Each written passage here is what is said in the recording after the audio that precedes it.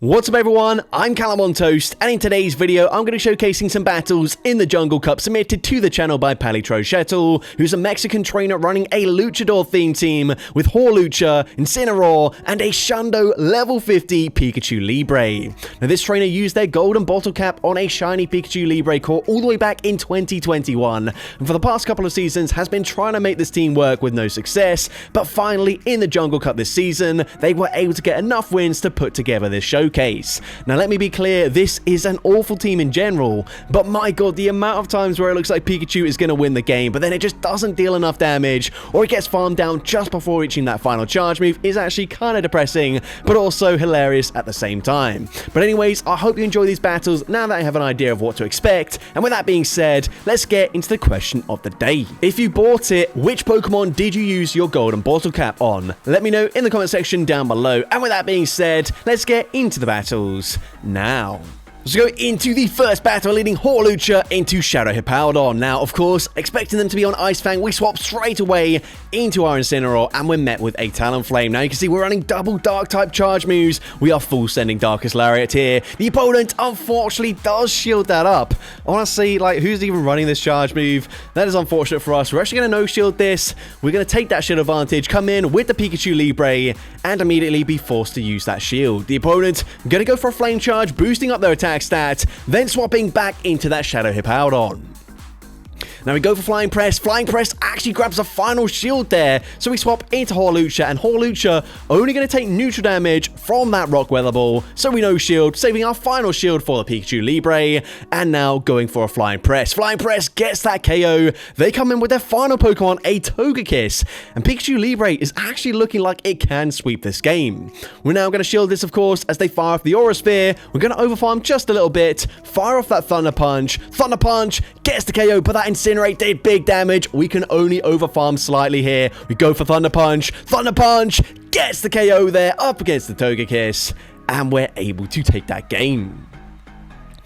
Into the next battle, we're going to see Shadow Fortress in the lead now. They are on Volt Switch, so I wouldn't mind swapping into Pikachu Libre here, just because we are going to resist the fast move damage, and Flying Press is such a great move that it could two-shot a Shadow Fortress. But anyways, we stay in here. The opponent shields, they go for a Rock Tomb. Now, of course, we can align our Incineroar, which is dealing huge damage with the fast moves. They go for a Sand Tomb there before swapping into Galarian Moltres.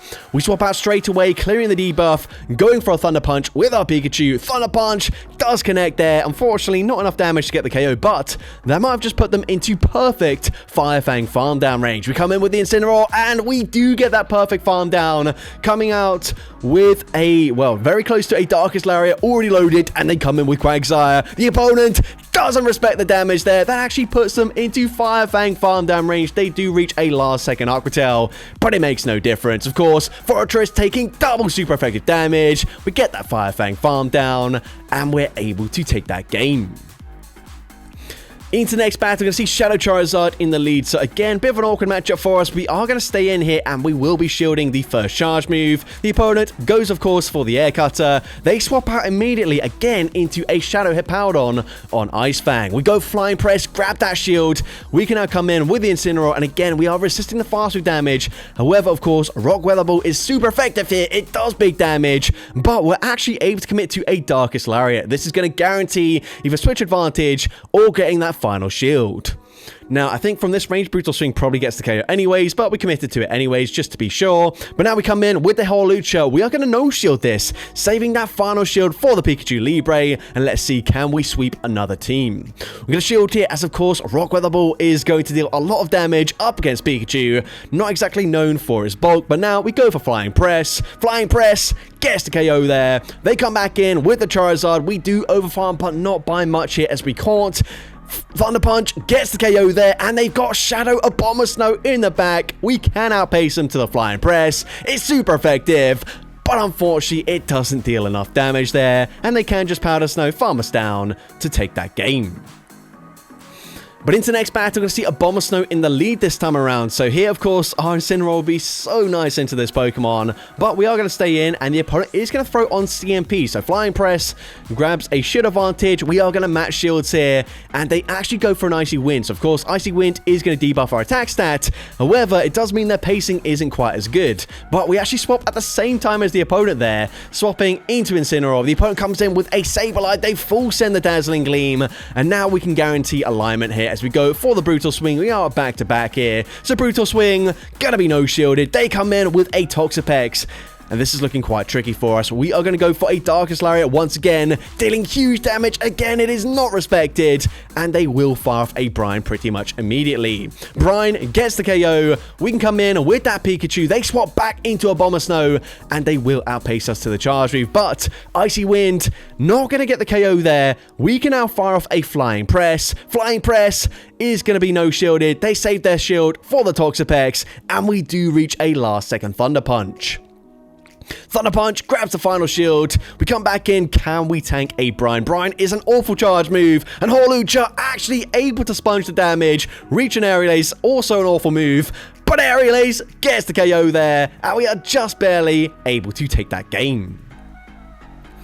Into the next battle, we're going to see Nidoqueen in the lead. So this is definitely where we want to see it. They say swap into Sableye. So, of course, we can respond with the Incineroar. We're actually going to no-shield this. We did see Dazzling Gleam last time around. Dazzling Gleam does hit fairly hard, but it's not like a power gem where it's super effective. So we do tank it. We now fire off the Brutal Swing. Brutal Swing doesn't quite get the KO there. That is really unfortunate. So at this point, we are going to use a shield. We probably just barely live a Mud Slap from the Nidoqueen, and we can reach a second Brutal Swing.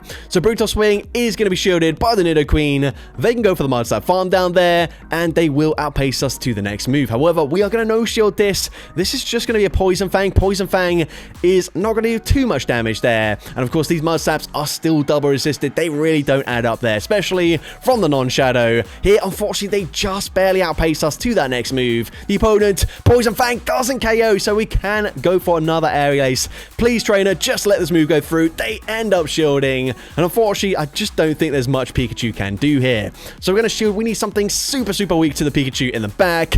And that is actually it. They come in with Greninja, and does Pikachu have a chance here? Flying Press, big damage. We get the perfect farm down. We need to live one Mud Slap, and Pikachu not able to do so. I actually don't know if Flying Press gets the KO from that range anyways, but unfortunately we do lose that game. But into the next battle, we're going to see a Pikachu Say Swap this time, and we don't throw straight away there, which is quite surprising. They go for a Night Sash, and we end up throwing on CMP there, which of course Pikachu not going to win up against a Pangoro, but we can reach the second Flying Press because we did have a slight energy advantage. Flying Press grabs both shields from the Pangoro. Unfortunately, they will outpace us to this next move, and they did also overfarm. So Night Slash gets the KO there. No boost for them. They swap back into Pachirisu straight away, and we are going to no-shield. The opponent going to go for Thunder Punch there. Honestly, dealing decent damage considering Pachirisu is a very bulky Pokemon.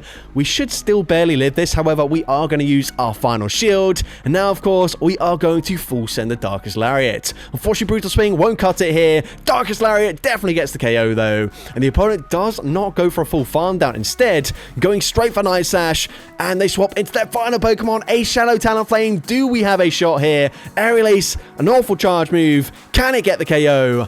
Unfortunately, it does not. And of course, the opponent now has the energy for a charge move. Flame Charge gets the KO there. And unfortunately, we do lose that game.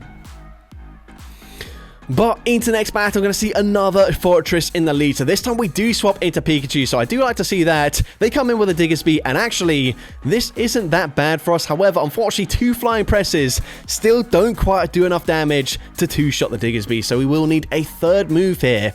But we do connect with both of them. And potentially, actually, maybe, you know what? We just no-shield this. We come in with the Hawlucha, and we farm them down. But we tank it. But no, Pikachu Libre not able to get to another charge move there. But now this sets up a huge farm down for Hawlucha. Of course, these Fire Punches, they are non-stab. They can't go for Scorching Sands. That is double resisted. So we're going to go for a full farm down here, coming out with so much energy. And let's see. They come back in with that Shadow Fortress. We go straight for Flying Press. Flying Press grabs a shield. We are now going to swap out as we don't want to have our final Pokemon on a permanent debuff, which the opponent is going to go for a Sand Tomb there. But we are going to double shield. This time they go for the Rock Tomb, and their final Pokemon is a Scizor. What on earth is this team? Of course, the opponent probably just not expecting a fire type. I don't know why we're throwing here. We could have already farmed them down at this point, but now the opponent gonna reach a Trailblaze, but we do just barely hang on. Of course, Brutal Swing gets the KO, one more Fire Fang, gets that farm down, and we're able to take that game. Into next battle, we're going to see Shadow Gyarados in the lead. So this is a Pokemon that Pikachu Libre would love to see. However, we're going to stay in because, of course, we've got Incineroar in the back, which is not going to appreciate the Gyarados. But the opponent's going to swap Catch the Move onto their Hippowdon. However, that's a Flying Press. This is a non-Shadow Hippowdon this time around, though, unfortunately. So they are able to tank it. But we can shield here, go for a full Fire Fang farm down, and we will come out with another Brutal Swing loaded. Brutal Swing is also going to put them into farm down range here, so we don't need to go for the nuke, and the opponent no shields. We get that full farm down, but unfortunately they've got a Shadow Kanto Marowak in the back. So at this point, gonna fire off the Brutal Swing. We are now going to swap into Pikachu Libre here, and somehow we just avoid taking damage from one of those Mud Slaps, but the opponent is going to fire off the Bone Club there. That is really unfortunate for us. If they commit to a full farm down, potentially we have a win condition there, but at this point, Brutal Swing is going to grab the final shield, and Horlucho, yes, we do still have a shield, but I believe they're probably at back-to-back at this point. So Bone Club is going to grab that final shield, and they do reach another charge move, and of course, it gets the KO there, so I guess we just didn't record that. But into next battle, we're going to see Horlucha into Unova Stunfisk. Honestly, well, okay, I was going to say, what do we do here? But I guess we swap out and hope the opponent randomly swaps into a Shadow Drifloon. Why did they do that? That doesn't make any sense at all. Honestly, Unova Stunfisk has such a dominant matchup into Horlucha. But that's fine with us. We're going to go for the Brutal Swing there. They're going to come back in with the Stunfisk. They have debuffed our attack stats, so unfortunately, Darkest Lariat, actually, that still does decent damage there. And we can reach a Brutal Swing before they fully farm us down. That is huge for us, but they are so loaded on energy. So at this point, I think we come back in with Horlucha. Discharge, not the best move, so we will no shield this. The opponent, gotta go for a Mud Bomb. Trainer, what are you doing? Like, honestly, that makes no sense. This might be one of the worst played battles I've ever seen, at least from the opponent's perspective. They do make a catch there, but actually that doesn't really help them, as Flying Press does quite a lot of damage, probably more damage than a Thunder Punch from the Pikachu. But either way, at this point, we can no shield. They're just going for Air Cutter, which, of course, is resisted. We farm up to back-to-back charge moves here. Thunder Punch, of course, will get the KO. They come back in with the Stunfisk, and we already have a Flying Press loaded. So Flying Press is going to grab the final shield there. And how much energy do they actually have? Are they at back-to-back already? We're going to shield this. We're then going to swap straight away into Horlucha, and the opponent will throw the move. The opponent goes for Discharge, but they undercharge it. I'm so confused at what this trainer is doing. But at this point, we can just go for Flying Press. Flying Press gets the KO there, and we're able to take that game. Honestly, one of the most baffling battles I've ever seen. Next up, we've got another Unova Stunfisk. This trainer not randomly swapping into Drifloon, so already probably a slightly smarter trainer there. But anyways, they go for the Mud Bomb. That does big damage. Unfortunately, we still don't even get to the Darkest Lariat here, so we are going to be forced to shield. Now, the opponent is staying in, potentially weak to fire in the back, or at least hopefully, but it doesn't really matter because, well, never mind. Darkest Lariat gets the one shot there. They come in with Shadow Talonflame, and we also reach a Brutal Swing. That is huge for us. Brutal Swing, going to be shielded. We now come in with that Pikachu Libre. However, unfortunately, they are ahead on energy, so they will be reaching 2 charge moves before we get to back-to-back Thunder Punches. So here, we're going to overfarm as much as we can. Fire off that Thunder Punch. Thunder Punch gets the final shield, but unfortunately the opponent does have another move already. Flame Charge gets the KO, but Horlucha now will be able to outpace them to the next move. We're actually going to throw here straight away because we avoid taking the Incinerate damage. And the opponent's final Pokemon is going to be a Fortress, unfortunately, which, of course, we are double resisting the Bug Bite damage, not Volt Switch this time around. But unfortunately for us, we need 2 Flying Presses, and the opponent already at the Rock Tomb. Rock Tomb gets the KO there, and unfortunately, we do lose that game. But into the next battle, we're going to see Lantern in the lead now. They are on Water Gun, so honestly not that bad for the Horlucha as we can outpace them to the charge moves. We go for Flying Press, dealing big damage in the process. And at this point, we are going to shield. They go for the surf there, that's fine with us. We are not going to overfarm at all, just going to go straight for Flying Press number 2. Flying Press is going to grab a shield back from the opponent. And at this point, we put them into range where Pikachu can probably farm them down. But no, we're actually going to double shield Hawlucha and then go for that Poison Jab farm down. Well, let's see. The opponent's going to come in with another Fortress. So at this point, I'm going to go straight for Flying Press. Honestly, we should be swapping into the Incineroar just to get off some Fire Fang damage. But the opponent is going to have Altaria in the back. And yeah, honestly, I don't know if saving a shield would have helped us here because we did need the alignment. But then we swapped into the Incineroar. Maybe slightly too late there. But either way, we didn't actually swap into the Incineroar at all. We come in with the Pikachu Libre, and actually, maybe we have a chance here. Never mind, I was writing off this battle, but you know what?